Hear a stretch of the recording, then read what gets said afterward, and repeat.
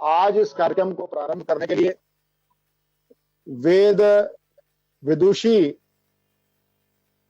हमारी साहित्य परिषद की संपर्क प्रमुख सुनीता बुग्गा से आग्रह करूंगा कि वह आज के विषय अनुसार वेदों में गौ माता के वेद मंत्रों से आज का कार्यक्रम प्रारंभ करें। सुनीता बुग्गा जी। ओम ईशेतोर्जे त्वा वाय वसुदेवो वा सविता प्रार्पयतु श्रेष्ठतमाय कर्मणा आप्याय मग्नया इंद्राय भागं प्रजावतीरनमीवा अयक्षमामावस्ते ईशतमाघशसो ध्रुवा अस्मिन् गोपतौ स्याम्। ओम गो मे माता ऋषभा पिता मे दिवं शर्म जगति मे प्रतिष्ठा यूयं गावो भेद कृशं चिदक्षीरं चीकृणुता सुप्रतीकं भद्रं गृहं कृणुत भद्रवाचो बृहतो वयम् उच्यते सभासु।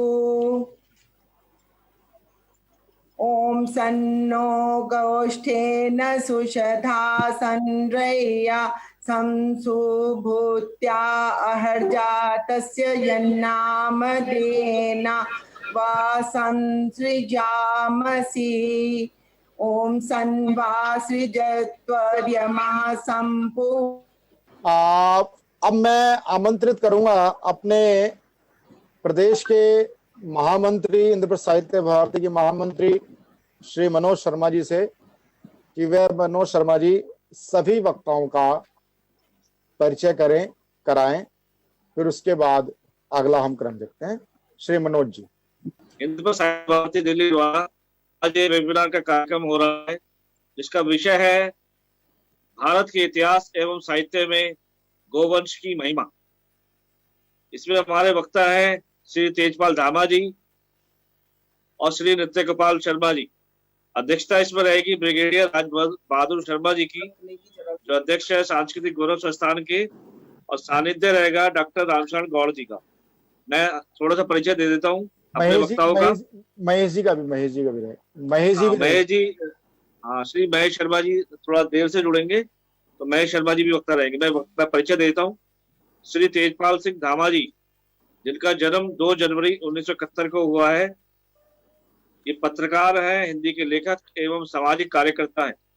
हमारी विरासत, अग्नि की लपटें, गो का गौरव एवं स्वाधीनता संग्राम के क्रांतिकारी साहित्य का इतिहास, इनकी प्रसिद्ध रचना है। इन्हें अनेक साहित्यिक एवं सामाजिक पुरस्कार प्राप्त हो चुके हैं।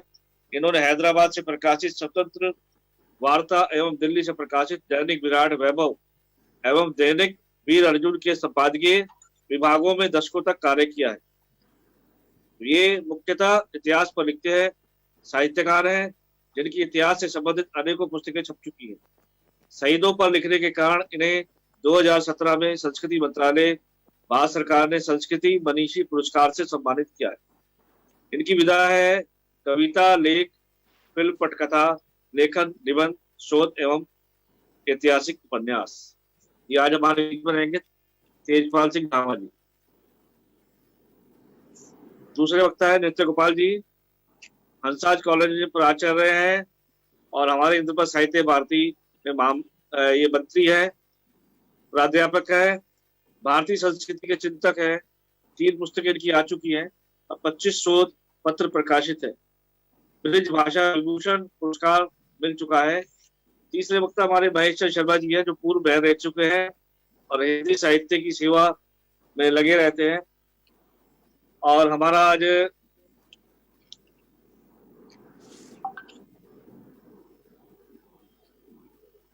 सानिध्य रहेगा जिनका डॉक्टर रामशरण गौड़ जी, इंद्रप्रस्थ साहित्य भारती के अध्यक्ष है और दिल्ली साहित्य अकादमी के 20 वर्ष सचिव रहे हैं और इनका सानिध्य रहेगा और अध्यक्षता रहेगी ब्रिगेडियर राज बहादुर शर्मा जी की, जो अध्यक्ष है सांस्कृतिक गौरव संस्थान के। ये 30 वर्ष इन्होंने सेना में सेवा की है, 1962 से लेकर 1992 तक।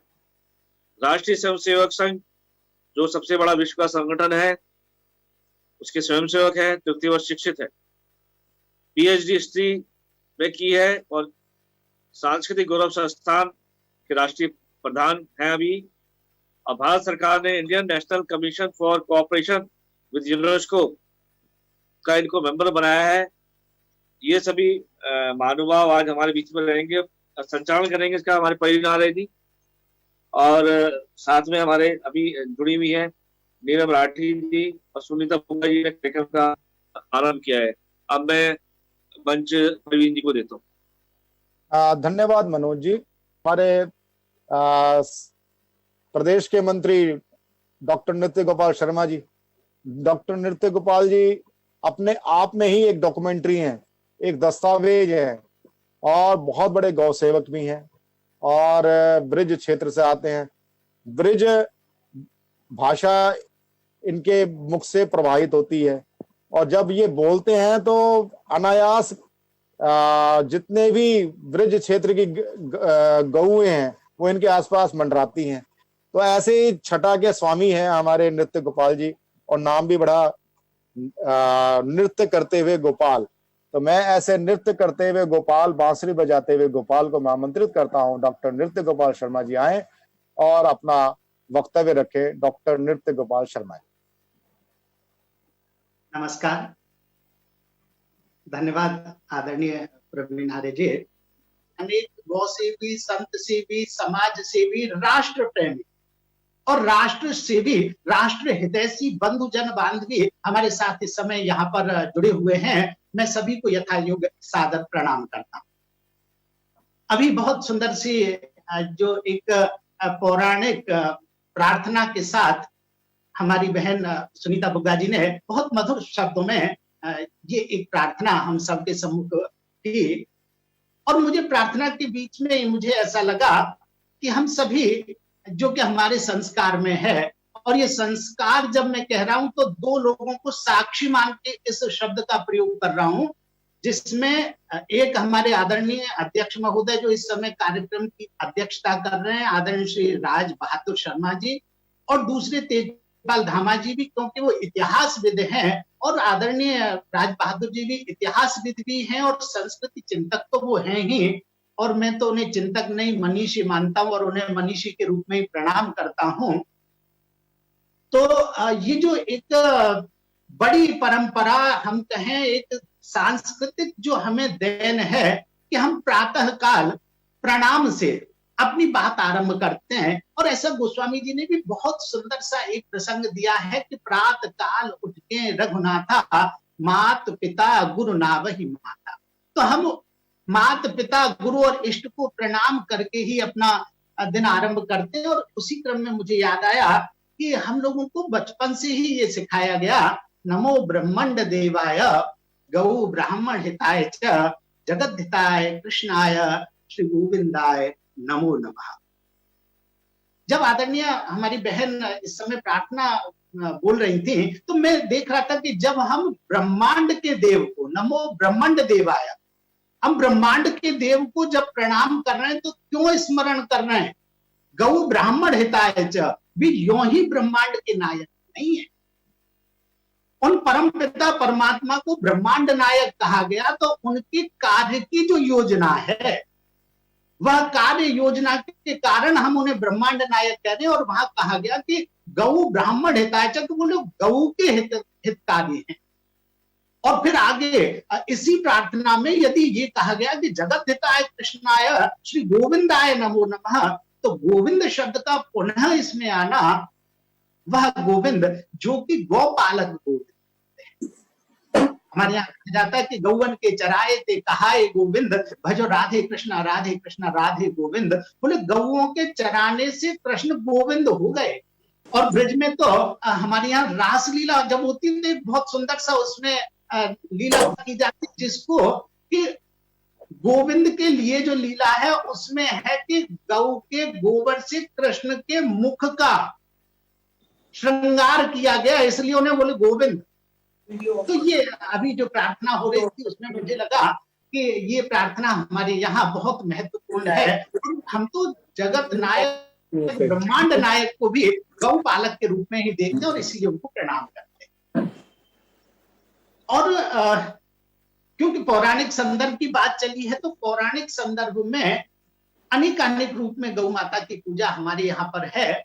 उस संदर्भ में मैं थोड़ा बहुत चर्चा हम लोग अभी करेंगे ही, लेकिन एक बहुत अच्छा सा जिसमें कि गौ की अनेकानेक विशेषताओं को समाहित किया गया, ऐसा एक वर्णन आता है कि जब हम गौ पूजा के उपरांत गौ की परिक्रमा करते हैं, प्रदक्षिणा करते हैं, तो बहुत अच्छा पौराणिक एक संदर्भ है। उसमें है कि गवाम दृष्ट्वा नमस्कृत्य कुर्याञ्चैव प्रदक्षिणा। अभी देखिए कि वो जब हम गाय को प्रणाम कर रहे हैं, हम उसकी प्रदक्षिणा कर रहे हैं, तो उस समय किस मंत्र के द्वारा वैदिक चिंतन में और खास करके पौराणिक चिंतन में जो हमें दिया गया, वह दिया गया कि गवाम दृष्ट्वा नमस्कृत्य कुर्याञ्चैव प्रदक्षिणाम प्रदक्षिणी कृतातेन सप्तद्वीपा वसुंधरा। बोले आप सप्तद्वीप, ये जो वसुंधरा है उसको दीप्त करने वाली है, ऐसी गौ माता को मैं प्रणाम कर रहा हूं। और आगे कहा गया है मातरः सर्वभूतानां गावः सर्व सुख प्रदा वृद्धि आकांक्षिता नित्यम गावः कार्या प्रदक्षिण। अब ऐसी गौ माता के लिए जो कि भारतीय संस्कृति में, अब मुझे लगता है कि भारतीय संस्कृति गाय और गंगा के बिना तो कभी पूरी होती नहीं। यद्यपि हम गीता जी का भी इसमें उल्लेख करते ही हैं कि गाय, गंगा और गीता हमारी प्राण शक्ति है। भारतीय जीवन की, भारतीय संस्कार की, भारतीय जीवन शैली की जो प्राण शक्ति है, प्राण का आशय है, अब हम चाहे जिससे ले, प्राण वायु है और वह वायु की शुद्धता यदि कहीं 3 तत्वों पर आधारित है, तो उस प्राण वायु जिसे हम कहते हैं, वह प्राण वायु 3 तत्वों से ही शुद्ध होती है। और उसमें गाय, गंगा और गीता, मुख से यदि गीता का उच्चारण ना हो तो हमारी प्राण वायु किस काम की, ऐसा उल्लेख। यदि हमारी वाणी, यदि हम अपने मुख में गंगा जल का पान ना करें तो हमारा प्राण वायु किस काम का। और ठीक ऐसे ही यदि हम गाय का स्तवन न करें, गौ माता की सेवा ना करें, तो ये जीवन किस काम का। इस तरीके की ये हमारी भारतीय पौराणिक पद्धति में, चिंतन शैली में है। अब मैं बिल्कुल व्यावहारिक सी एक बात यहाँ पर, क्योंकि जब मैं आपसे इस समय बात कर रहा हूं तो मैं इस समय ब्रज क्षेत्र में हूं, मथुरा में ही हूं और गांव में बात कर रहे हैं। और मैं प्रातःकाल से एक चीज अभी देख रहा था जो कि मुझे लगता बिल्कुल व्यावहारिक है। गांव में मैं गाय के प्रति एक व्यवहार देख रहा था और उससे हमें बहुत कुछ सीखने को भी मिलता है। इन दिनों बरसात का समय है और वर्षा ऋतु में गायों के लिए हमारे जो गौपालक हैं, गोपाल हैं, वो अतिरिक्त सावधानी रखते हैं। सभी लोग इस बात से परिचित हैं क्योंकि हम सबके जीवन में गाय का संबंध रहा है और है। आप सभी देखेंगे कि जब भी बारिश आए, जब भी वर्षा की थोड़ी सी भी हम अगर कहीं से आहट देखते हैं, या शरद ऋतु आए या सर्दी का मौसम आए, तो हम गाय को उससे बचाते और हम उससे थोड़ा दूर करते हैं। और आप देखें कि प्रातः काल सूर्योदय से पूर्व, यानी सूर्य जब उदय हो रहा हो, तो हम गाय को उस छाये जिसे कहते हैं कि एक छामन के नीचे हम गाय को रखते हैं और उसके पश्चात उसे बाहर करते हैं। तो ये गौपालक हमारी बड़ी सेवा के, बड़ी तल्लीनता के साथ, एकाग्रता के साथ इस कार्य को करते हैं। अब मैं ये अभी जब मैंने कुछ गौपालों से चर्चा की तो बड़ा अद्भुत सा संयोग जो हमें पता चला। देखिए, सामान्यतः उन्होंने कहा कि देखिए ये गाय जब वर्षा ऋतु होती है बड़ी जल्दी शीत मान जाती है, सर्दी में उसका वर्ण जो है रोंगटे खड़े जिसे कहते हैं वह बड़ी जल्दी होते हैं, तो इसलिए उसे गाय को वर्षा से बचाया जाता है। लेकिन दूसरा कारण, बोले प्रातः काल सूर्योदय से पहले हम उसे बाहर करते हैं। अब ये वैज्ञानिक कारण, और ये वैज्ञानिक कारण ये है कि जो हमारी गाय है, और खास करके मैं देशी गाय की बात कर रहा हूं इस समय, हमारी जो देशी गाय है उसकी रीढ़ की हड्डी में जो सूर्य केतु करके नाड़ी है, ये वैज्ञानिक तथ्य है कि भारतीय गाय, उसमें भी देशी गाय, हमारे यहाँ आप जानते हैं 33 प्रकार की गायों का बहुत विशेष रूप में हमारे यहाँ पाई जाती हैं, और जिसमें देशी गाय का विशेष महत्व है। मूलतः 33 तरीके की गाय भारत में प्राप्त होती हैं, लेकिन जिसे हम देशी गाय कह रहे हैं, उस देशी गाय की जो रीढ़ की हड्डी है, उस रीढ़ की हड्डी को उसमें सूर्य केतु नाड़ी होती, ये वैज्ञानिक तथ्य है। अब इस सूर्य केतु नाड़ी का जो काम है वह क्या है?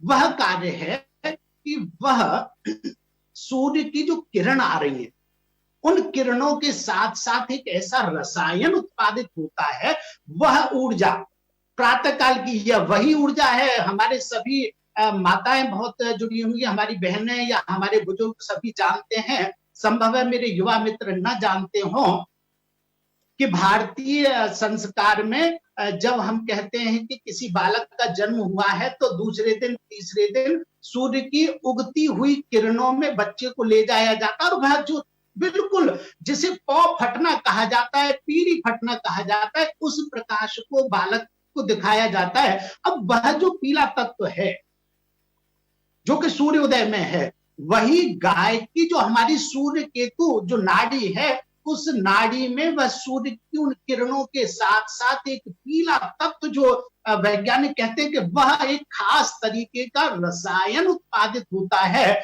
और वह रसायन गाय में के दूध में जो पीलापन है, उस पीलेपन के रूप में डेवलप होता है। और वह केमिकल या तो हमारी जो माता का जब हम स्तवन करते हैं, दुग्ध पान करते हैं, तो या तो तब मिलता है जबकि हम उसमें हमारी माता जो हमें स्तनपान कराती है, माता के स्तन के दुग्ध में वह पदार्थ होता है, या दूसरा यदि कहीं होता है तो वह गाय के उस दुग्ध में होता है। और आप जानते हैं कि वैज्ञानिक कहते हैं कि गाय के इस दूध में जो कि थोड़ा पीला दूध है और गाढ़ा नहीं होता है बिल्कुल, वो कहते हैं, बोले 8 प्रकार के तो इसमें प्रोटीन होते हैं जो बहुत ही स्वास्थ्यवर्धक हैं, और 6 प्रकार के विटामिन इसमें मिलते हैं गाय के दूध में। 21 प्रकार के जो एमिनो एसिड जिन्हें कहा जाता है, वो एसिड इसमें 21 प्रकार के वहां प्राप्त होते हैं इस गाय के दूध में, जो कि हमारे शरीर के लिए बहुत आवश्यक है। 19 प्रकार के नाइट्रोजन और अनेक तत्वों के संदर्भ में यहाँ पर चर्चा होती है कि ये ऐसे रसायन हैं जो कि गाय के दूध में ही प्राप्त होते, दूसरी जगह कहीं होते नहीं, और इसीलिए गाय के दूध को अमृत कहा गया। वह बलवर्धक है। जब भी हम देखते हैं कि कोई निर्बल हो जाए, अब ये जो पीलापन है उसकी तुलना आयुर्वेद में स्वर्ण भस्म से की गई। आप सभी जानते हैं कि आयुर्वेद में जो जिसे हम रामबाण औषधि कह देते हैं, बोले अंततः जो कोई दवाई काम ना करे तो बोले क्या, बोले स्वर्ण भस्म दी जाए। बोले यह स्वर्ण भस्म क्या है? बोले उस स्वर्ण भस्म में जो गुण है वह गाय के दूध में उपलब्ध है। अब ये जो गाय के दूध में ये जो उपलब्ध तत्व हैं, वे जो तत्व हैं वो बड़ा अद्भुत और बड़े अच्छे हैं। तो इस प्रकार के अब हम गाय की पूजा करते हैं, और हमारे यहाँ तो गोधन को गोपाष्टमी पर, दीपावली पर आप देखेंगे कि गाय को मेहंदी लगाई जाती है, उसको सजाया जाता है, नए नए आभूषण भी पहनाए जाते हैं। तो गाय की जो महत्ता है वह अद्भुत है, विलक्षण है। निश्चित रूप में बहुत सारी बात की जा सकती है, और मुझे लग रहा है कि यदि मैं ये कहूं कि ब्रज के जीवन में गाय तत्व, तो इसके ऊपर हम एक लंबी चर्चा अलग से ही कभी पूरी करेंगे तो बहुत अच्छा लगेगा। और आज तो हम लोग सुनेंगे। मुझे जो आदेश हुआ था तो मुझे लगा कि थोड़ी सी चर्चा जो हो सकती है, तो मैं एक छंद के साथ, ब्रज भाषा की बात अभी की गई थी, तो एक छंद के साथ जो कि बलराम जी गौपालन करते हैं, उस छंद के साथ अपनी वाणी को विराम दूंगा। और बहुत अच्छा सा छंद है। कहा जाता है कि बल समझात सुनो गाय है हमारी बात। बल का मतलब है बलदाऊ, बलराम जी। बल समझात सुनो गाय है हमारी मात, राष्ट्र धर्म श्रुति और शास्त्रन में गायो। बोलिए, शास्त्रों की वाणी है। मल मूत्र दुग्ध दधि और घृत को मिलाए, पंचगव्य मन शुद्धता के बनायो है। कल्याण जाके रोम रोम में निवास करे, दूध बल बुद्धि देन हारो बतायो है। तन मन को लगाए करी सेवकाई जाने, पूर्ण स्वस्थ रहो और असीम सुख पाए। तो ऐसा ब्रिज में यहाँ गाय का महत्व है। गोवर्धन पूजा हम ब्रिज के गाय धन की पूजा है, और फिर कभी चर्चा ब्रिज के संदर्भ में होगी। मुझे लग रहा है आज हमारा सुनने का समय, और हम लोग सुनेंगे सभी को। इसी के साथ आप सभी ने सुना, आप सभी को सादर नमस्कार, प्रणाम। धन्यवाद डॉक्टर नृत्य गोपाल जी। बहुत ही आप ऐसा लगा कि आप हमें ब्रिज क्षेत्र में ले गए हैं। तो मैं आमंत्रित करता हूं आज के प्रमुख वक्ता तेजपाल धामा जी आए। नमस्ते जी। और आज के नमस्कार, विषय प्रारंभ करें। एक महाभारत में मैंने कहीं पढ़ा था कि गोधनम राष्ट्रवर्धनम, यानी कि जब गो संपदा जहां बढ़ेगी, गौधन जहां बढ़ेगा वही राष्ट्र उन्नति करेगा। और जब जब भारत में गौधन था, भगवान महावीर का उदाहरण लीजिए, उन्होंने आनंद को कहा कि आप 8000 गाय पालने का उसको वो दिया निर्देश। तो उन्होंने कहा कि महाराज 8000 से ज्यादा मेरे गौशाला में है। तो उन्होंने कहा तो फिर तो आपको 80,000 गौ पालन करना चाहिए। तो ये तो एक भगवान महावीर के समय की बात है। लेकिन अगर आज भी हम देखें तो हमारे देश में 48 करोड़ एकड़ कृषि भूमि है, और उस 48 करोड़ एकड़ कृषि भूमि में कम से कम जो है गोधन का जो योगदान है, अधिक से अधिक आज भी छत्तीसगढ़ है, मध्य प्रदेश है, या तेलंगाना में चले जाइए, आंध्र प्रदेश में चले जाइए, और राजस्थान में चले जाइए, गुजरात में चले जाइए, वहाँ सभी जगह गौ पालन और बैलों से खेती आज भी होती है। भले ही शहरों में या कस्बों में देहात में ट्रैक्टर आ गए, कंबाइन मशीनें आ गई और आधुनिक कृषि यंत्र आ गए, लेकिन उसके बावजूद भी कम से कम बैल, पूरे देश में बैल आज भी इतना बोझा ढोते हैं, इतना वजन ढोते हैं जितनी भारत की माल गाड़ियां नहीं ढोती। ये भी आज का ऑन रिकॉर्ड है। तो इसीलिए जब हम, क्योंकि मैं वैदिक परिवार में जन्मा, तो हम लोग कम से कम एक बार तो यज्ञ करते ही हैं सप्ताह में।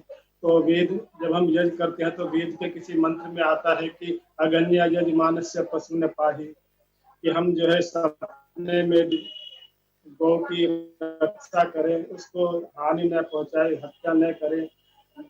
लेकिन आज का युग ऐसा है कि जगह जगह हम ऐसी दुर्घटनाएं देखते हैं कि गौ हत्या होती है, गोकशी होती है, और जहाँ पे गोकशी होती है तो उसका मतलब है कि राष्ट्र हत्या। गो रक्षा का मतलब राष्ट्र रक्षा, और गो हत्या का मतलब जो है राष्ट्र हत्या उसका है। अंग्रेजी जमाने में अंग्रेजों ने भारत में सबसे पहले बूचड़खाने स्थापित किए, आप सभी को पता होगा।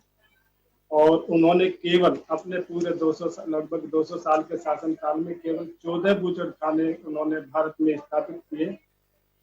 उन बूचड़खानों का सबसे पहले अगर किसी ने विरोध किया तो वो थे स्वामी दयानंद सरस्वती जी, जो एक समाज सुधारक भी थे, धार्मिक नेता भी थे, और राजनीतिक दृष्टि से भी उन्होंने बहुत कुछ किया, क्योंकि स्वराज्य का जो नारा है वो स्वामी दयानंद सरस्वती जी ने दिया। 15 मई 1886 को उन्होंने कनकल में हरिद्वार के पास गौ रक्षिणी सभा की स्थापना की। गौ रक्षिणी सभा इतने शहरों, इतने गांवों में स्थापित हुई कि आर्य समाज भी जहां नहीं था वहां गौ रक्षिणी सभा स्थापित हुई। और गौ रक्षिणी सभा का आंदोलन इतना तेज चला कि उसके ठीक 2 साल बाद 135 गौ रक्षक को काले पानी की सजा हुई। ये हमारा इतिहास है स्वामी दयानंद सरस्वती की गौ रक्षिणी सभा का। और कई जगह आज भी गौ रक्षिणी सभा अच्छी तरह कार्य कर रही है। अब कुछ लोग कहते हैं कि दक्षिण भारत में या उत्तर में भी कि लोग तो मांसाहारी बहुत पहले से ही थे, राजा महाराजा भी मांसाहार करते थे। उदाहरण देते हैं कि भगवान राम गए तो वो शिकार खेलने क्यों गए, हिरण का वध करने क्यों गए। तो इसमें एक उदाहरण आता है मार्को पोलो का। मार्को पोलो जब 12वीं सदी में आए तमिल में, तो उन्होंने देखा कि कहीं भी मांसाहार नहीं होता था, केवल 12वीं सदी में, जबकि उस समय अरब के लोग भी आ गए थे, तो उनको कहीं भी मांसाहार नहीं दिखा पूरे भारत में। और उसके बाद 16वीं शताब्दी में टेरी आए, तो जो जेटी व्हीलर ने लिखा है टेरी के बारे में, उनका संदर्भ देके कि वो पूरे दक्षिण भारत में घूमे, और एक दक्षिण भारत का आज भी चावल और मछली एक मुख्य भोजन माना जाता है, जो समुद्र के किनारे है कि भोजन की समस्या है। तो उन्होंने उस समय लिखा 16वीं शताब्दी में कि मुझे आश्चर्य हुआ कि भारत में मछली पकड़ी तो जाती है, लेकिन खरीदार कोई मिलता नहीं है उनका। जो विदेशी आगंतुक है वही थोड़ा बहुत उनका प्रयोग करते हैं, नहीं तो मछली जो है वो रेत के भाव भी कोई नहीं खरीदता। तो अगर 16वीं शताब्दी तक भी हमारे यहाँ मांसाहार नहीं होता था, तो गौ हत्या की तो बात ही नहीं की जा सकती, कल्पना नहीं की जा सकती। मुगल भी या जो भी विदेशी आक्रांत आए, यवन आए, उन्होंने गौ हत्या को भी एक हथियार बनाया, हमें पराधीन करने के लिए, मानसिक रूप से गुलाम करने के लिए। तो ये एक लंबा इतिहास है देश की आज़ादी का, क्योंकि जब सिंध में आक्रमण हुआ मोहम्मद बिन कासिम का 7वीं सदी में ही, तो उन्होंने भी गौ हत्या को एक सबसे पहले मुख्य माना कि हाँ, गौ हत्या होगी तो मानसिक रूप से टूट जाएंगे, और बड़े पैमाने पर बहु बेटिया का तो कत्लेआम हुआ ही, गौ हत्या भी कत्लेआम हुआ।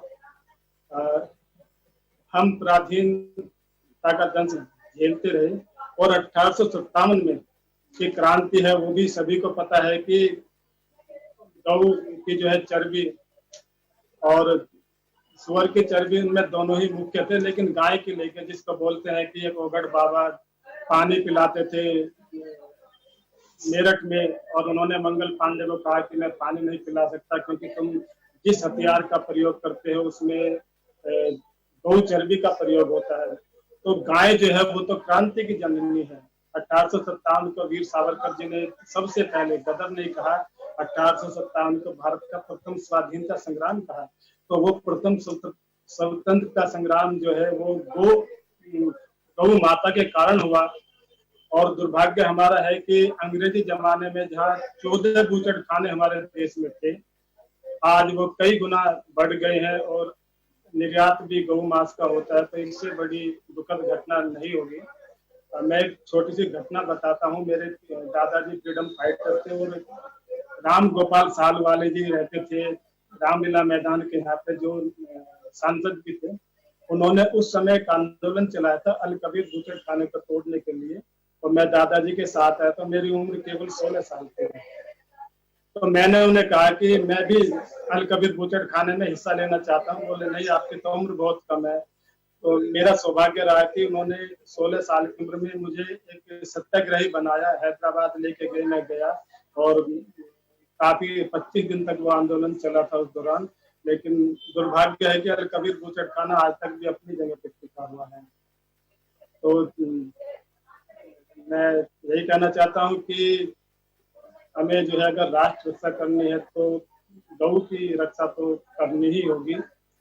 और इसमें हम कर क्या सकते हैं, कई बातें हैं कि जैसे अभी मैं पिछले दिनों अपने गांव गया, तो मैंने देखा कि मेरे गांव में 9 गाय बंधी है।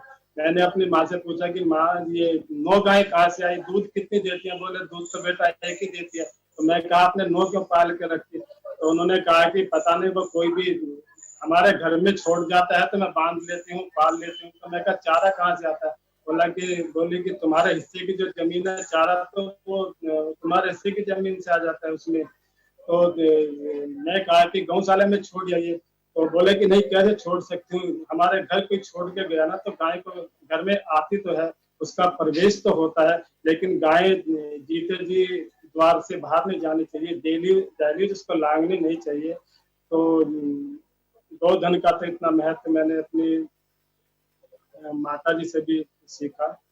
और मैं यही कहना चाहता हूँ कि हमें गौ रक्षा तो करनी ही चाहिए।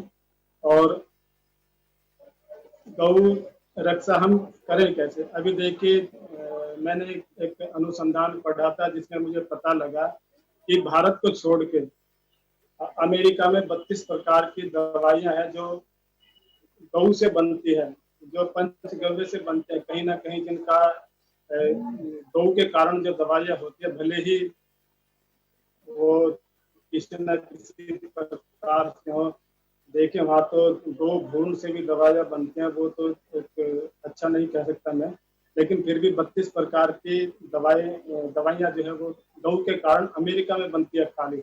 और भारत में तो पंचगव्य से बहुत प्रकार का उपचार होता है। तो आजकल तो बाबा रामदेव जी ने भी गौ को लेकर कई दवाइयां निकाली हैं। तो हम जो छोटे मोटे उपचार है, कम से कम उसमें गौ से बनी दवाइयां ले सकते हैं। अभी आजकल तो साफ सफाई पे इतना हुआ, सैनिटाइजर ये सब, उसमें भी गौ से बना आ रहा है, तो वो भी हम प्रयोग कर सकते हैं। हो तो उसे जरूर उसकी मुक्ति का हमें प्रयास करना चाहिए, क्योंकि गोधनम राष्ट्रवर्धनम। अगर गाय बचेगी तो मैं समझता हूँ कि तभी राष्ट्र बचेगा। अगर गाय नहीं बचेगी तो राष्ट्र भी कैसे बचेगा? मैंने एक पौराणिक कथा सुनी थी कि धरती जो है वो बैल के सींग पर टिकी है या गाय के सींग पर, जैसे भी कहिए, उसका मतलब ये नहीं है कि सचमुच धरती गाय के सींग पे या बैल के सींग पे है, क्योंकि धरती तो गोल है, घूमती है, वो सभी जानते हैं। आज तो विज्ञान है, तो ये तो एक कल्पना है, लेकिन एक कल्पना नहीं है, ये एक अलंकारिक भाषा में हमारे विद्वानों ने कहीं ना कहीं ये कहानी कही। तो अलंकारिक भाषा में यही है कि आज भी लगभग 60% तो कम से कम लोग हैं, किसान हैं, जो खेती पर निर्भर है। और उसमें भी आजकल तो सीमांत किसान अधिक हो गए हैं। और जो सीमांत किसान है, जिनके पास बहुत कम जोत है, तो वो ट्रैक्टर कैसे खरीदेंगे? ट्रैक्टर संभव ही नहीं है। तो उन्हें किसी न किसी रूप में बैलों का सहारा लेना पड़ेगा, गाय का सहारा लेना पड़ेगा सीमांत किसानों को। एक बार फिर मैंने देखा पश्चिमी उत्तर प्रदेश में जोत छोटी हो गई, उसमें लोग दोबारा कम से कम बैल पालने लगे। पहले भैंसा बोगी आ गई थी बैलगाड़ी को छोड़ के, तो अभी कुछ दिन से ऐसा भी चलन हुआ कि भैंसा तो 50-60 हजार या 1 लाख तक में आता है, जबकि बैल आजकल 4-5 हजार में भी आ जाता है। तो लोग दो बार बोगी में बैलों को जोड़ने लगे हैं और बैलों से ही खेती थोड़ी बहुत करने लगे हैं। तो पश्चिमी उत्तर प्रदेश में अभी बैलों का एक बार युग आ गया है, सीमांत किसान होने से, छोटी जोत होने से। तो ये बहुत अच्छी बात है, बहुत अच्छा संकेत है। फिर गौशाला में भी आजकल कई जगह ऐसी व्यवस्था मैंने देखी। अभी हमने भी एक गौशाला स्थापित की एक बेलघाट पे। तो लोग अगर दुधारू गाय है तो उसमें से गौशाला से ले जाते हैं दूध देने के लिए कि भाई ये गौशाला हमें दे दीजिए, जब दूध नहीं देगी तो हम वापिस कर देंगे, लेकिन जितने दिन फिर गौशाला में रहेगी तो उसका चारा पानी भी हम ही देंगे, लेकिन आप रख लीजिए। तो ऐसा भी चलन बढ़ा है, वो भी अच्छी बात है। मैं नहीं कहता कि भैंस नहीं पालना चाहिए, गोटा बुक्की नहीं रखनी चाहिए। अगर व्यापारी है तो भैंस तो पालते हैं, दूध भी बेचते हैं, लेकिन एक युग ऐसा फिर आने वाला है कि गौ दूध कम से कम भैंस के दूध से ज्यादा महंगा होगा। और क्योंकि गौ दूध तो अपने आप में अमृत है। अगर गौ दूध अमृत है तो फिर हमें भैंस का दूध पीने की जरूरत ही क्या है? तो मैं यही कहना चाहता हूँ कि इतिहास से हमें सबक लेना चाहिए। भारतीय इतिहास में गौ की रक्षा जो है सिखों ने भी बहुत की है, बहुत बलिदान दिए हैं। कूका विद्रोह भी गौ वंश के कारण ही हुआ। वो ऐसा नहीं है कि खाली अपनी आजादी के लिए हुआ। और जैन धर्म ने भी बहुत योगदान दिया, और वाल्मीकि समाज ने सबसे ज्यादा योगदान दिया गौ की रक्षा में। और आर्य समाज का गौ रक्षणी सभा, और आज भी आर्य समाज मंदिर जहाँ गौ पालन या गौशालाएं तो होती ही है, आसपास में कहीं ना कहीं लोग करते ही हैं। तो हमें अपने इतिहास से सबक लेकर और आगे इतिहास को बनाना चाहिए। अपने इतिहास का निर्माण हम लोगों को खुद ही करना पड़ेगा। मैं गाय पे और ज्यादा क्या बोलूं, क्योंकि मैं कई बार असफल हुआ गाय के मामले में। हमारे गाँव में किसी जमाने में 210 बीघा जमीन गौशाला की हुआ करती थी, गोचर की हुआ करती थी। तो लेकिन एक बार मायावती जी का शासन हुआ तो उसको अधिग्रहण करके और उसमें तहसील बना दी गई पूरी जमीन में। तो कुछ लोगों ने आंदोलन लड़ा, मेरे ताऊजी भी थे उसमें। तो लास्ट में सरकार मान गई थी कि 210 नहीं, आप 50 बीघे जमीन गौशाला के ले लीजिए, 150 में हम अपना तहसील वगैरह बना लेंगे। तो वो आंदोलनकर्ताओं की विफलता ये थी कि उन्होंने कहा कि 50 नहीं, हमें 210 बीघे ही चाहिए। तो अगर वो समझौता करते तो 50 बीघे जमीन गौशाला की रहती, बाद में वो भी नहीं मिली। तो अगर गोचर भूमि कहीं है, कब्जे में है, सरकार ने कब्जा किया, किसी दबंगों ने किया, किसी प्रॉपर्टी डीलर ने किया, तो वो मुक्त होनी चाहिए। लेकिन अगर उसके मुक्ति के लिए कोई समझौता करना पड़ता है कि नहीं हम पूरी नहीं देंगे, आधी देंगे या गौशाला बना लीजिए, तो कम से कम भागते भूत के लंगोटी से वो तो कीजिए आप लोग। तो वो तो मैंने देखा कि 210 बीघे के चक्कर में 50 बीघे भी नहीं मिले। मैंने अपनी गौ का गौरव पुस्तक में भी उसका उदाहरण दिया है। और माया साहब, बाबूजी माया जो उसका आंदोलन को चला रहे थे, मेरे ताऊजी के दोस्त थे, गांव के थे, जिन्होंने दिल्ली में पूरी मायापुरी बसाई है। वो व्यक्ति उस आंदोलन के कर्ता धर्ता थे, आर्य समाज थे, लेकिन वो भी 210 के चक्कर में 50 बीघे जमीन छोड़ दी। वो 50 बीघे नहीं ले पाए और 210 लेना चाहते थे। तो मैं चाहता हूँ कि गौचर भूमि जहाँ है वो मुक्त होनी चाहिए, गौशाला बननी चाहिए। अगर नहीं है तो सरकार भी प्रबंध करे, क्योंकि गांव में अब खाली गौशाला में तो रहेंगे नहीं, चरने जाएंगे तो उनमें स्फूर्ति आएगी। या हमारे यहाँ तो भगवान श्री कृष्ण जी तक ने गाय चराई है। जिस देश में भगवान ने अवतार लिया, जन्म लिया, मैं नहीं कहता कि अवतार होता है कि नहीं होता, क्योंकि मैं मूल रूप से आर्य समाजी विचारधारा का हूँ। लेकिन देखे भगवान राम को ही देखे, गायों का कितना पक्का सेवक था। लेकिन भगवान राम को भी उसके जन्म के लिए राजा दशरथ को पुत्रेष्ट करना था। तो ऐसे बहुत से विद्वान पैदा हुए जिनके लिए पुत्रेष्ट हुआ। तो वो भी एक उत्तम आत्मा को धरती पर लाने के लिए यज्ञ हुआ, वो भी अवतार हो सकता है। यानी कि उसी का नाम अवतार है। अगर हम उत्तम संतान चाहते हैं तो भगवान राम उत्तम संतान थे, भारत के उत्तम संतान थे, हमारे पूर्वज थे, हमारे भगवान, आप कुछ भी कह लीजिए। तो उन्होंने भी गौ रक्षा के लिए किया, भगवान श्री कृष्ण ने भी किया।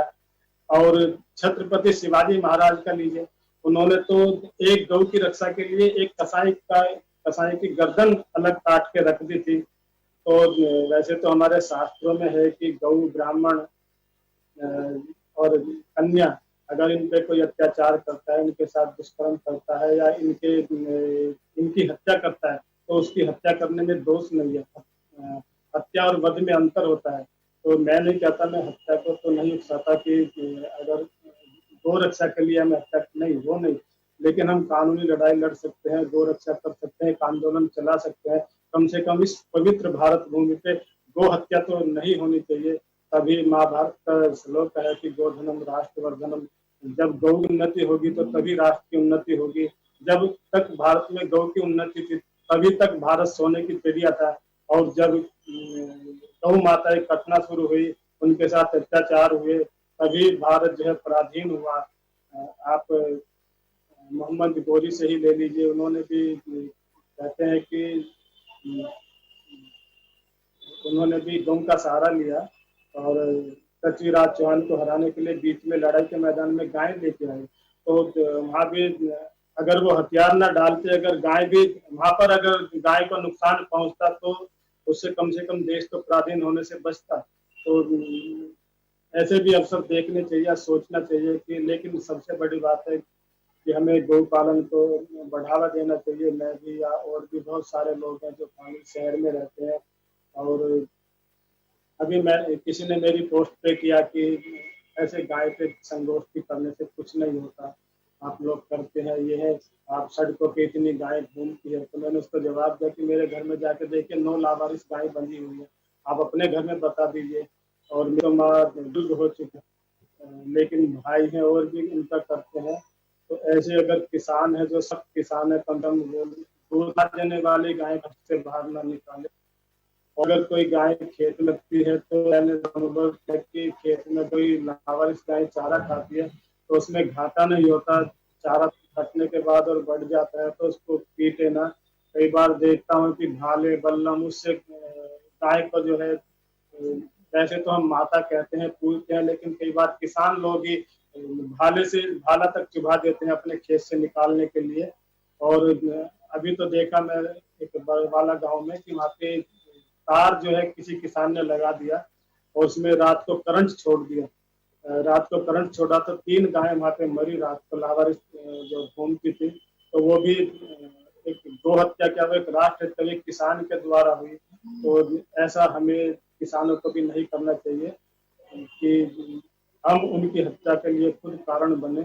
ऐसी कोई तार, बिजली का तार नहीं लगाना चाहिए खेतों में और उसकी रक्षा करनी चाहिए। और अगर कोई ट्रक वगैरह में गायें पकड़ी जाती हैं तो उनको भी आश्रय देना चाहिए, खाली किसी गौशाला के भरोसे नहीं छोड़ना चाहिए, उसको गोद भी ले सकते हैं हम लोग।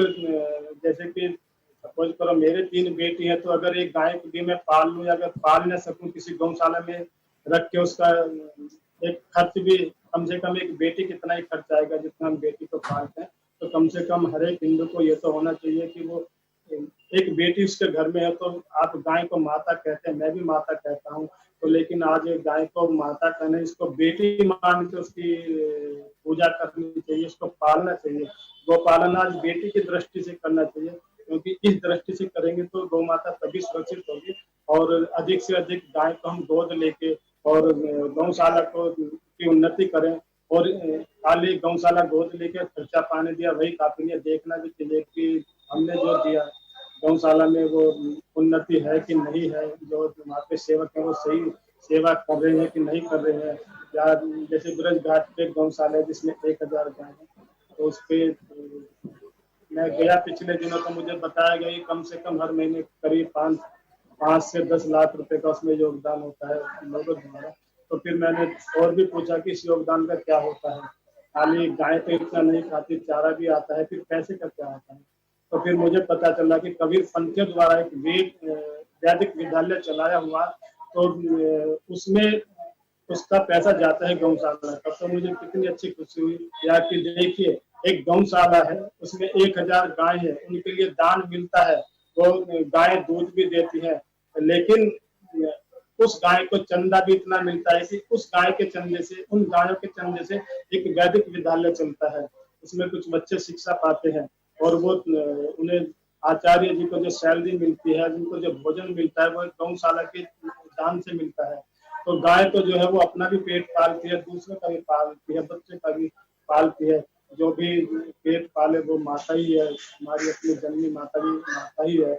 वैसे तो कुछ लोग ये भी कह सकते हैं, गांधी जी ने एक बार कहा कि बकरी भी माता है, लेकिन अगर कोई माता जहर पिलाए तो वो माता नहीं हो सकती, वो कुमाता हो जाती है। तो जो अमृत है इसमें सारे गुण हैं, तो वो जो दूध है वो तो केवल गाय का ही दूध है जो अमृत के समान है और पूर्ण आहार है। गाय के दूध में और माँ के दूध में दोनों में लगभग समान गुण होते हैं। कई बार हमारे नवजात को अगर माता का दूध नहीं होता है, माँ को दूध नहीं पड़ता, तो उसके स्थान पे गाय का दूध ही पिलाया जाता है।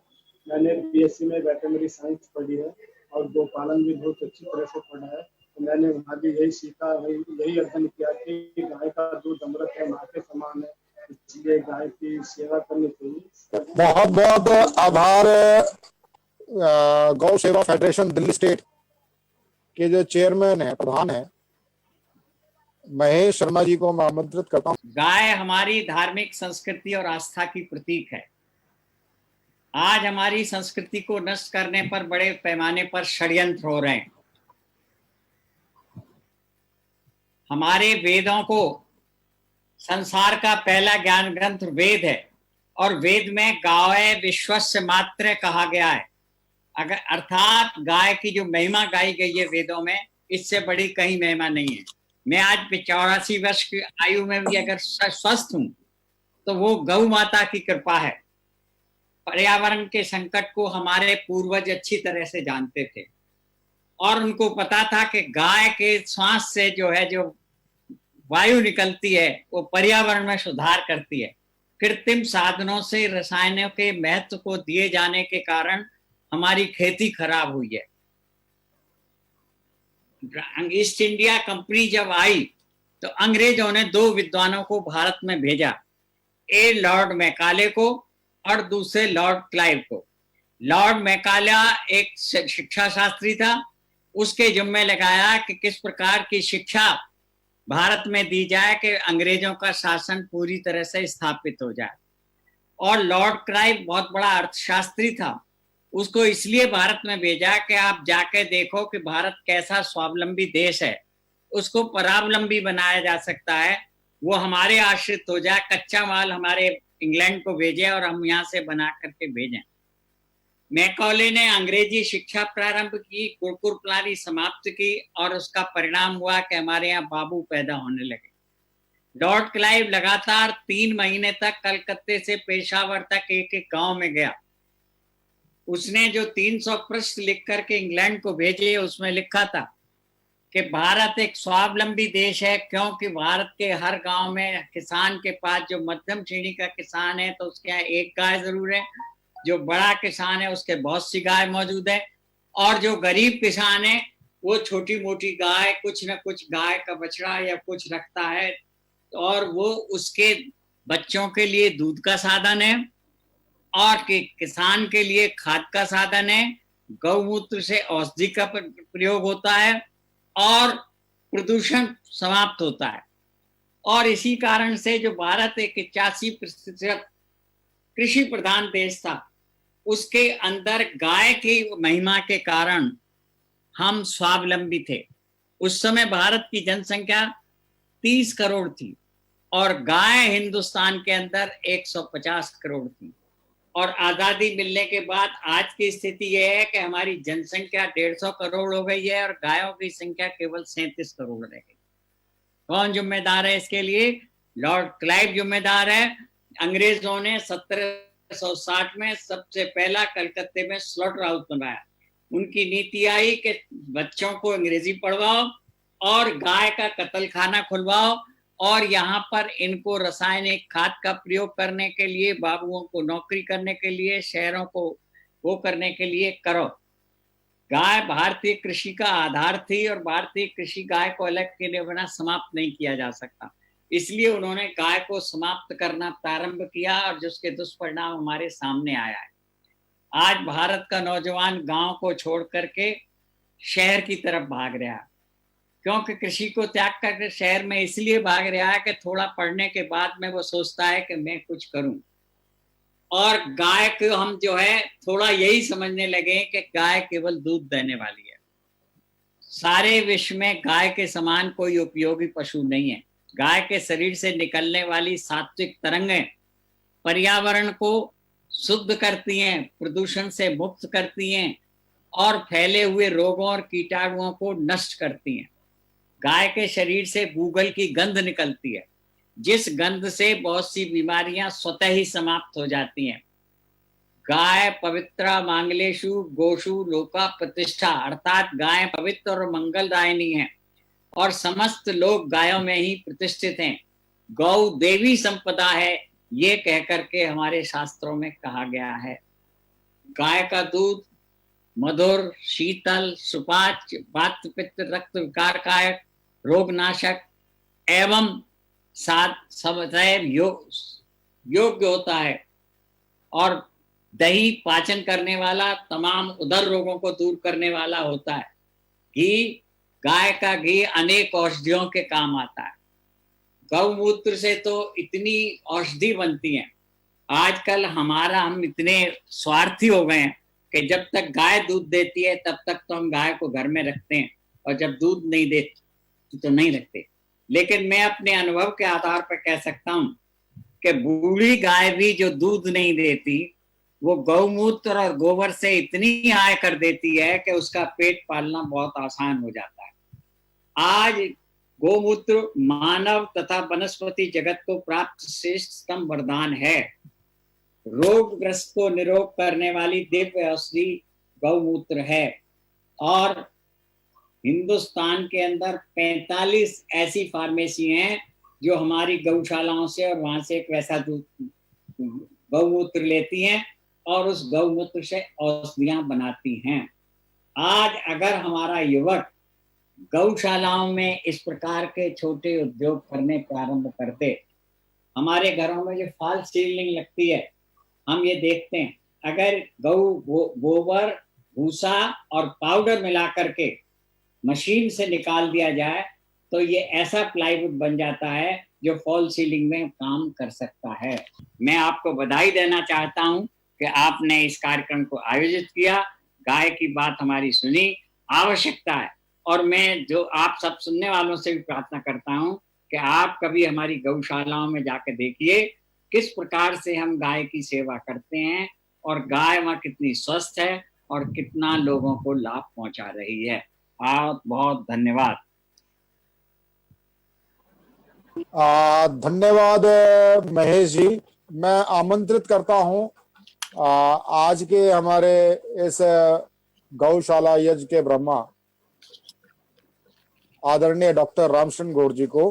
अन्य उपस्थित जितने भी हमारे सहभागी हैं सबको मैं नमस्कार करते हुए, जो आज का विषय है हमारा भारतीय साहित्य और इतिहास में गोवंश की महिमा, तो हमारे यहाँ पर ऋग्वेद सबसे प्राचीन ग्रंथ माना गया है और इसकी प्रामाणिकता सर्वमान्य है, विश्व में मान्य है कि भारत में ही सबसे पहले सबसे बड़ा ग्रंथ लिखा गया ऋग्वेद, इसके बाद वेद लिखे गए।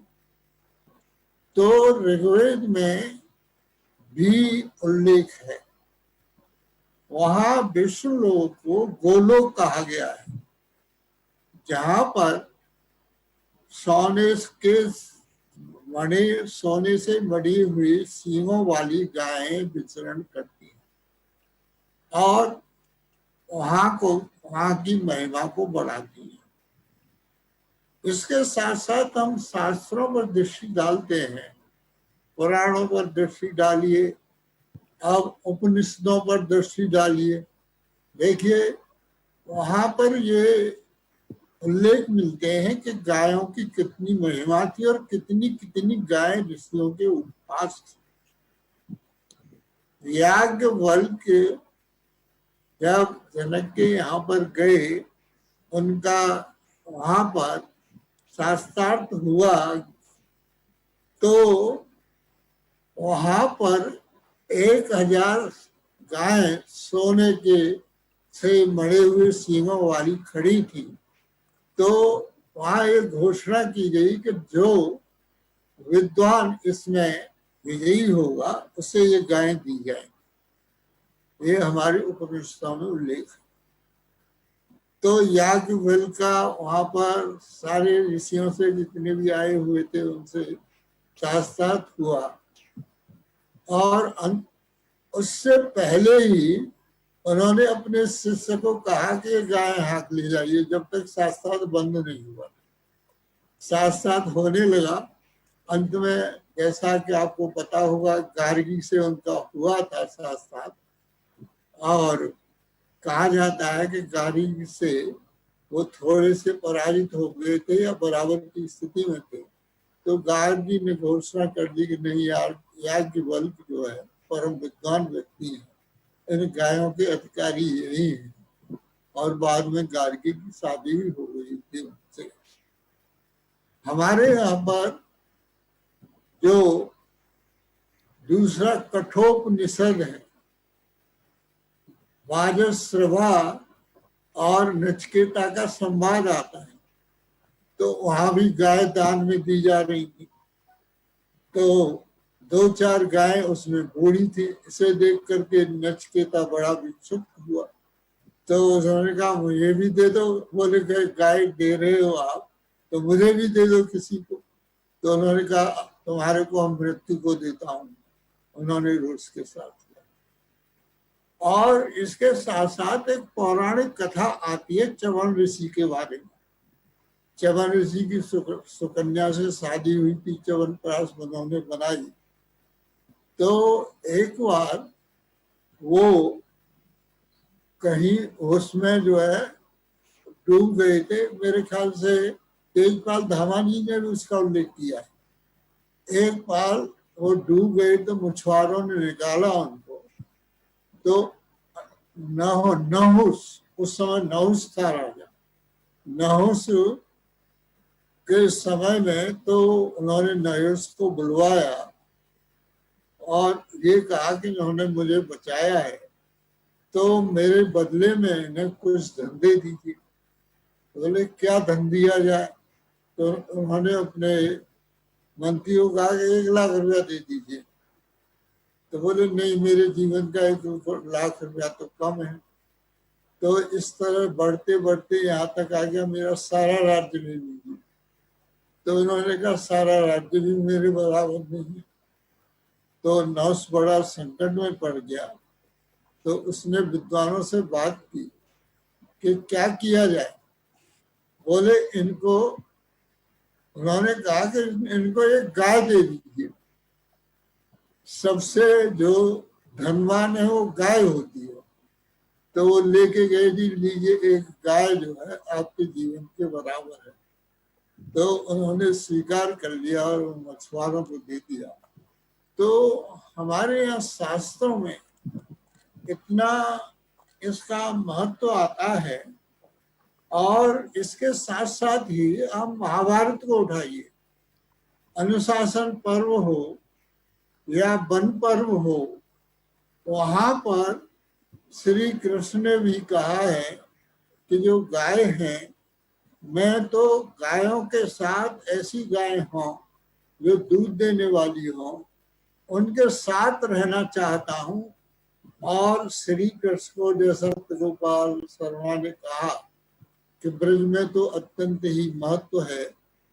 और जब घर में खाना बनता था तो पहली रोटी गाय की बनती थी गोग्रास के रूप, और एक छोटी रोटी उसी समय बनती थी कुत्ते के लिए। कुछ लोग बाद में बनाते थे।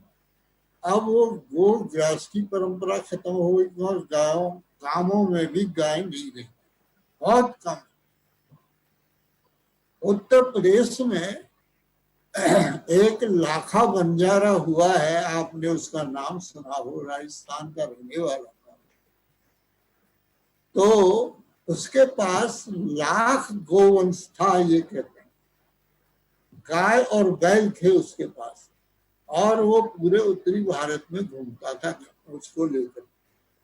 और उसके संबंध में कहा जाता है कि वो इतना धनवान था कि उसने उत्तरी भारत में जो पेशावर से लेकर के, जैसे हम जीटी रोड कहते हैं, जीटी रोड के बाहर के संबंध में भी बात की जाए तो बताया जाता है कि विक्रमादित्य ने उसे बनाया था। बाद में शेरशाह सूरी ने उसे ठीक ठाक कराया तो शेरशाह सूरी रोड कही जाने लगी। फिर बाद में इसको जीटी रोड, ग्रांटन रोड अंग्रेजों ने कर दिया। तो इसके आसपास उस लाखा बंजारे ने पेड़ पौधे लगवाए और लोगों के रहने के लिए धर्मशालाएं बनवाई, कुएं बनवाई। वो गायों के माध्यम से ही इतना धनवान हुआ। जैसा कि हमारे वक्ताओं ने उल्लेख किया है, गाय हमारी आर्थिक व्यवस्था का बहुत बड़ा स्रोत रहा है। हम कभी भी, ये तो जब से हम परतंत्र हुए, धीरे धीरे गायों पर अत्याचार होने लगा, गायों को काटा जाने लगा, और धीरे धीरे जैसा अभी गोचारण के बारे में कहा गया है, लोगों ने, माफिया ने गोचारण को खत्म कर दिया। गांवों से सुबह 500, 600, 1000 तक गायें, भैंसें, ये सारा का सारा चलता था गोचारण में। वहां तालाब भी होते थे, पानी भी होता था, वृक्ष भी होते थे। वृक्षों को काट दिया गया, तालाबों में को भी खत्म कर दिया गया, वहां पर भी लोगों ने उनको करके उनको ठीक ठाक कर करा के वहां पर भी जो है खेती करनी शुरू कर दी। कुछ लोगों ने वहां पर मकान बनाने शुरू कर दिए। जो आसपास तालाब थे जल के, जहाँ गाय भैंसें जाकर पर पानी पीती थी, उनको भी सुखा दिया गया और वहां पर भी आज महल खड़े हुए हैं, आज लोगों के मकान खड़े हुए। तो हमारी जो आर्थिक स्थिति थी, जैसा कि कहा गया था, अभी महेश शर्मा जी ने भी कहा था कि वहां हर किसान के पास, हर व्यक्ति के पास, गरीब से गरीब व्यक्ति के पास एक गाय जरूर हो।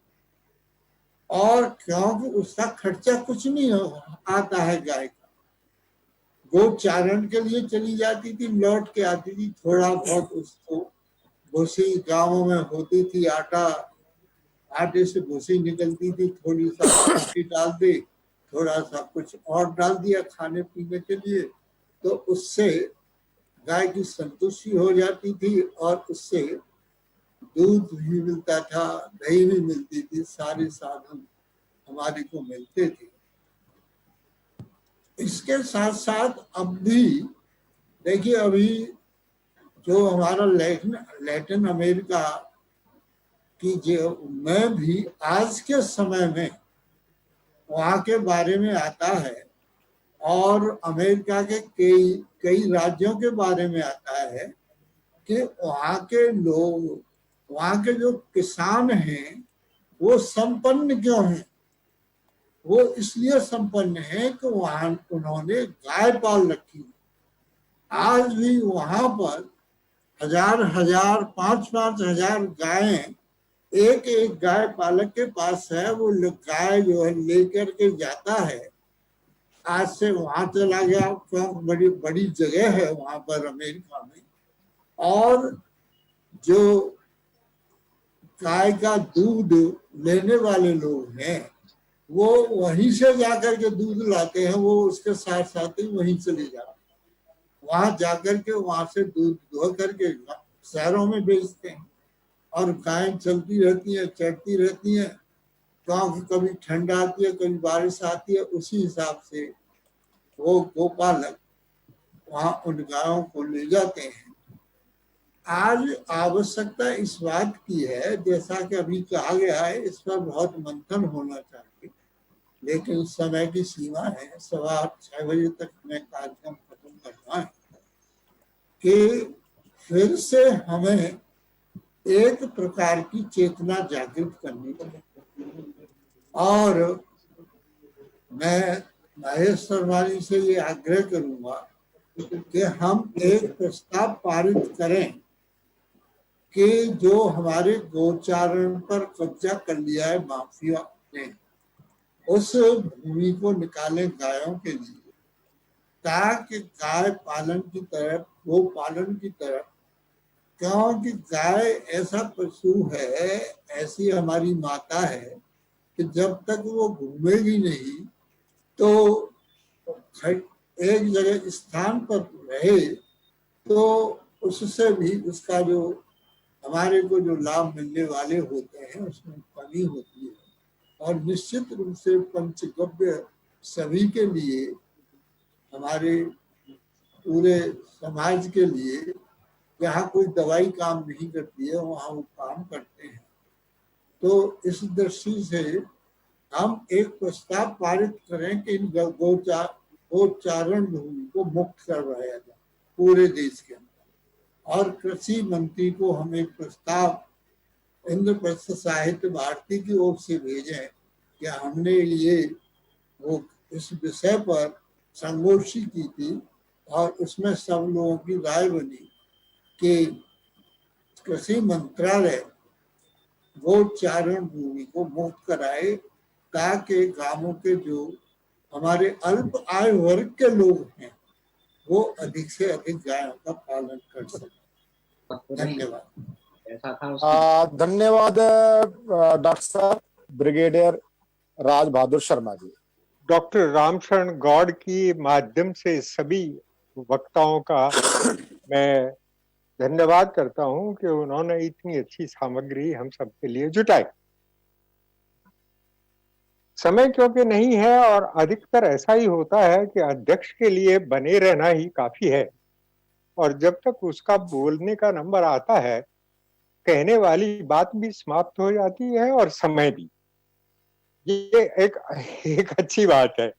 लेकिन दो चार बात जो रह गई हैं, एक तो मैं धन्यवाद दूंगा रामशरण जी को कि उन्होंने जिस प्रकार से हमारे उपनिषदों का जिक्र करके और गो स्मरण कराया, क्योंकि मुझे लगता था कि आज की गोष्ठी का एक सबसे बड़ा लक्ष्य यह है कि इस प्रकार की गोष्ठियां हम उन पीढ़ियों तक ले जाएं जिनको हमारी सांस्कृतिक धरोहर का पूरा ज्ञान नहीं है।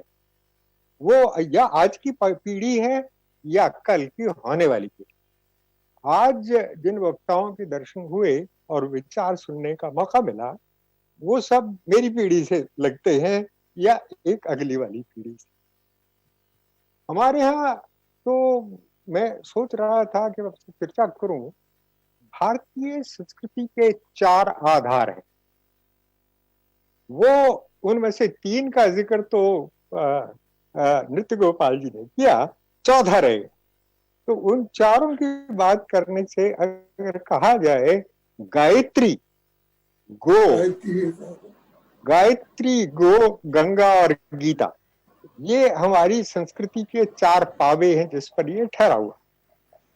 इनमें से 2, गायत्री और गीता, दोनों ही वेदों से अनुप्राणित हैं और वहां पर इनका संदर्भ मिलता है। और आप ये कथा एक सभी जानते हैं कि किस प्रकार से क्षीर सागर के मंथन के बाद जो रत्न निकले थे उनमें से एक रत्न गाय। इसलिए महत्व को एक उस दृष्टिकोण से देखने से पता लगता है कि हमारी संस्कृति जो न केवल शाश्वत है बल्कि आज भी जीवित है, उस संस्कृति के अनुरूप इन चारों पायों का होना, समझना और जानना जरूरी है। क्योंकि समय नहीं है इसलिए मैं बहुत ज्यादा और विस्तृत रूप से इस विषय पे नहीं जाऊंगा कि किस प्रकार इनका। मोटी बात यह है, प्रश्न मैं उठाता हूं और विद्वत जन इस बारे में सोचें कि क्या गाय साध्य है या साधन। इस पर जब चर्चा होगी कि गाय साध्य है या साधन और फिर उस पर विचार विमर्श होगा तो इन दोनों पक्षों पर ही अधिक प्रकाश पड़ सके। मेरे विचार से गाय साध्य भी है और साधन भी, और साधन भी है, साध्य भी है और साधन। महेश जी ने जो जितने विचार रखे वो साधन की ओर ज्यादा था और गौर साहब ने जितने विचार रखे वो साध्य की ओर ज्यादा। लेकिन आज की पीढ़ी को ये दोनों चीज समझानी आवश्यक। और इस प्रकार से हम अपनी इस धरोहर को बनाए रख सकते हैं, उसके लिए एक विस्तृत गोष्ठी और चर्चा और होनी चाहिए, ये मेरा विचार है। और देखिए हमारी सृष्टि बहुत पुरानी है, नहीं उसका अनुमान लगा सकते। मेरा अनुमान है कि लगभग 1 करोड़ और 97 लाख वर्ष पुरानी हमारी सृष्टि। और जिसको हम गाय या गऊ कहते हैं, कई बार हम उसको काउस के साथ उसका संबंध जोड़ देते। अंग्रेजी की काउ और हमारी गऊ, मेरा मानना है 2 अलग अलग प्रजाति। और अगर आप इसका साइंटिफिक देखें, इसका अनुमोदन करें, हमारी गाय गौ माता का शरीर, कुछ चर्चा की उनकी नाड़ी के बारे में जो उनकी रीढ़ की हड्डी के साथ जाती है। लेकिन ध्यान रखने वाली बात यह है कि जिन गायों का जिक्र माननीय गौर साहब कर रहे थे कि वो वहां पाली जाती हैं, अधिकतर वो गाय भारत से गई है। और जिसको काऊ कहते हैं हालांकि क और ग एक ही वर्ग में होने के कारण एक दूसरे से अदला बदली हो जाते हैं, बहुत ज्यादा अंतर नहीं है। लेकिन उस काऊ का गर्दन के ऊपर उठा हुआ भाग नहीं होता, वो प्रजाति ही दूसरी है। जो हमारी गाय है, जो भारत भू पर रही है और करोड़ों वर्ष से इसी की वनस्पति और यही का जल, इसी गंगा का जल पिया है, इन दोनों से उसमें वो सब कुछ निर्माण हुआ है जो हमारे जीवन के लिए औषधि के रूप में, जीवन यापन के रूप में, जीवन के साध्य लक्ष्य हैं उनके रूप में सब तरह से पूरी उतर। मुझे अच्छा लगा कि मुझे इस गोष्ठी में, मुझे पता नहीं इन विद्वानों के बीच में मेरा आना इतना सार्थक रहा, लेकिन मैं ये बड़े मन से कह सकता हूँ कि बहुत कुछ मैं सीख के जा रहा हूँ। और आपके इन कार्यक्रमों के साथ मुझे सांस्कृतिक गौरव संस्थान के अध्यक्ष के होने के नाते, जिसके बहुत ज्यादा महत्वपूर्ण सदस्य हमारे रामशरण गौर हैं, उनके सानिध्य में और उनके साथ बैठने में जो आनंद होता है, संस्कृति पर चर्चाएं होती रहें। संस्कृति दोनों चीज में फिर कहता हूँ साधन भी है और साध्य, और जब तक इन दोनों का मेल नहीं होगा, हम केवल गीत गाते रहेंगे, कविताएं पठन करते रहेंगे, लेकिन उस पीढ़ी तक नहीं पहुंच पाएंगे। इसके लिए आपका एक महत्वपूर्ण संदेश भी आ, मुझे हर्ष है आप सब पर आ रहे हैं और मेरे ज्ञान में संवर्धन। नमस्कार। नमस्कार। बहुत बहुत आभार। एक बेहद पीड़ादायक समाचार अभी मिला है। हमारे भारत के गणराज्य के पूर्व महामहिम राष्ट्रपति, जिन्होंने पहली परंपरा ये समाप्त की महामहिम लिखने की, प्रणव मुखर्जी, प्रणव दा का आज देहावसान का भी मैं स्क्रीन पर देख रहा हूं। हम कार्यक्रम के पूर्व वेद मंत्र जब हम करेंगे तो 2 मिनट का हम मौन जरूर करें कि वह हमारे देश की अमूल्य धरोहर थे, सांस्कृतिक धरोहर थे। और इस कार्यक्रम में शब्द नहीं है उनको बोलने के, क्योंकि समय की भी सीमा है, तो इसलिए हम कार्यक्रम हम शीघ्र रखेंगे। तो मैं कार्यक्रम में सभी का धन्यवाद करने के लिए अपने दिल्ली प्रांत की संयुक्त महामंत्री डॉक्टर नीलम राठी जी को आमंत्रित करता हूं। डॉक्टर नीलम राठी जी। नमस्कार सभी प्रबुद्ध जनों का।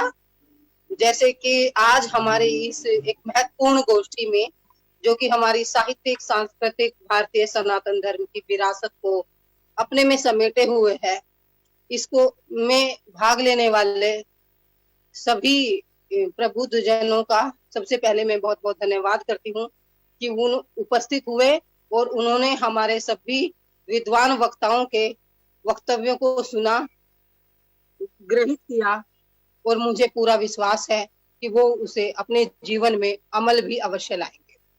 मैं अपनी बहन सुनीता बुग्गा जी का भी बहुत बहुत धन्यवाद करती हूँ कि उन्होंने कार्यक्रम के प्रारंभ में मंत्रों से गौ माता के महत्व से परिचित कराया।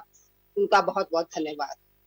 नृत्य गोपाल शर्मा जी, जिन्होंने ब्रज क्षेत्र में तो गांव जो गौ की व्याप्ति, गौ तत्व की व्याप्ति पर बात की, और जीवन के 3 तत्व जो हमारी जीवन पद्धति के हैं, गीता, गंगा और गाय के महत्व को प्रतिपादित किया।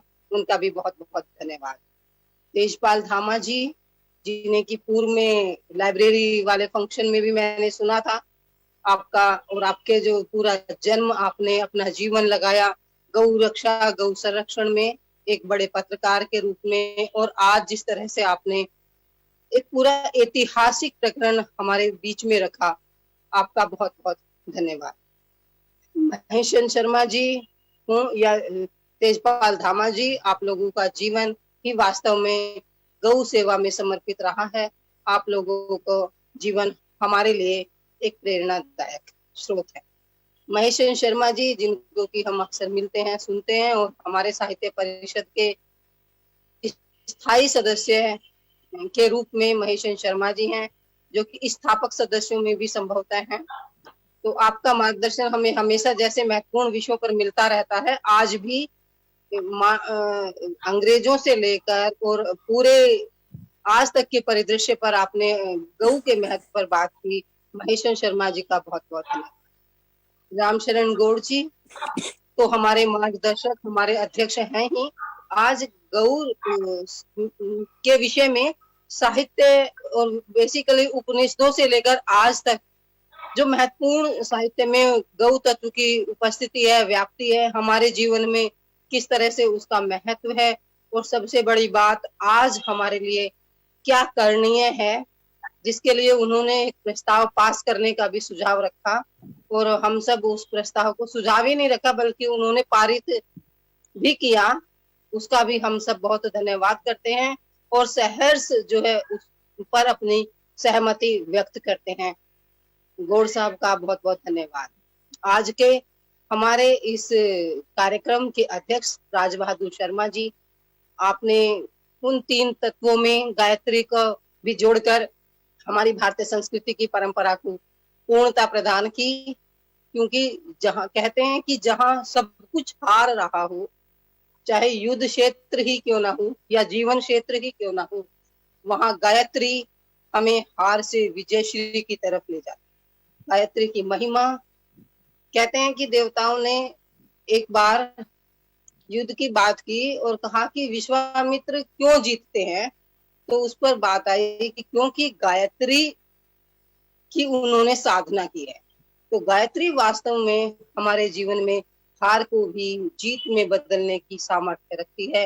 गौ का हमारे जीवन में महत्व आज तक महादेवी वर्मा की गोरा हो या प्रेमचंद की 2 बैलों की कथा के हीरा मोती, वास्तव में गौ हमारे जीवन में अविस्मरणीय योगदान, महत्व और हमारे जीवन पद्धति का एक अनिवार्य हिस्सा है, अनिवार्य स्थान है। गौ संरक्षण के लिए हमें वास्तव में जो बात की है और जो राज बहादुर शर्मा जी ने भी कहा है कि हमें अगली पीढ़ी तक इसे पहुंचाना है, तो हमें वास्तव में उसके लिए कार्य करना चाहिए। और मैं आपको ये बताने में धामा जी की तरह ही बहुत ही खुशी महसूस करती हूँ कि मेरे घर में आज भी दिल्ली में ही गांव है और गाय है, और वो गाय जो दूध नहीं देती है, लेकिन उसके लिए हमने उसकी पूरी सुविधा का ध्यान रखा हुआ है।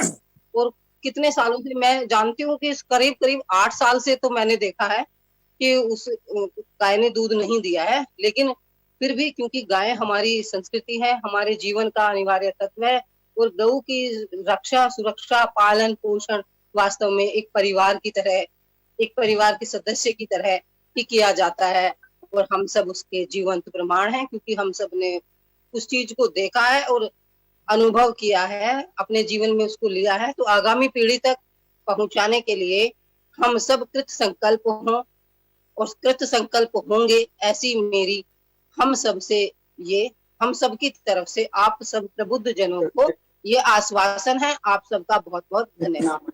नमस्कार। मैं सभी से आज्ञा चाहते हुए मैं चाहूंगा, क्योंकि ऐसा दुखद समाचार, क्योंकि केवल वो हमारे गणराज्य भारत के केवल राष्ट्रपति ही नहीं, उन्होंने हर भारतीय पर अपने व्यवहार से, अपने कथ्यों से हमारे दिलों पे राज किया है। तो मैं सुमिता बुग्गा जी से निवेदन करूंगा, शांति, विशेष दिवंगत आत्मा की शांति के लिए मंत्रों के द्वारा, मंत्रोच्चार के द्वारा आज इस कार्यक्रम का समापन करें। सुनीता बुग्गा जी।